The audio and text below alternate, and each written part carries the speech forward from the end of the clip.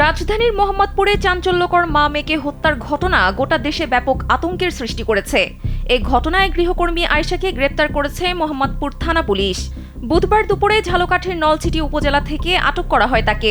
বুধবার মামলার তদন্ত কর্মকর্তা মোহাম্মদপুর থানার উপপরিদর্শক শহীদুল ওসমান মাসুম বলেন, আয়েশার স্বামীর বাড়ি থেকে তাকে গ্রেপ্তার করা হয়েছে।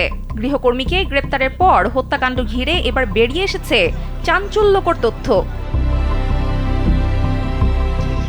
পুলিশ জানায়, হত্যাকাণ্ডের পর থেকেই গৃহকর্মী আয়েশা পলাতক ছিলেন। ভবনের সিসিটিভি ফুটেজ ও গোয়েন্দা তথ্যের ভিত্তিতে তাকে ঝালকাঠি থেকে গ্রেপ্তার করা হয়। স্যান্ডেলিনা সো, রূপচর্চায় আভিজাত্য।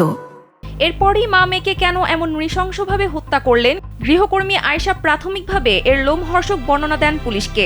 প্রাথমিকভাবে হত্যাকাণ্ডের কথা স্বীকার করে গৃহকর্মী পুলিশকে জানান, ঘটনার দিন তিনি বাসা থেকে বের হওয়ার চেষ্টা করলে গৃহ পরিচালিকা লায়লা আফরোজ তাকে চুরির অভিযোগে আটক করেন এবং তল্লাশি করতে চান।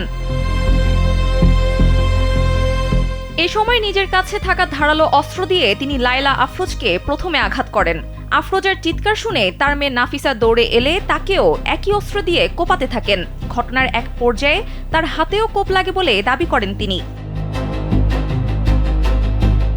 তবে আয়েশার এই বক্তব্যকে পুরোপুরি গ্রহণ করছে না পুলিশ। তদন্ত কর্মকর্তারা বলছেন, তার দেওয়া তথ্যগুলো যাচাই বাছাই করা হবে, কারণ কিছু অংশ সন্দেহজনক ও অসম্পূর্ণ মনে হচ্ছে।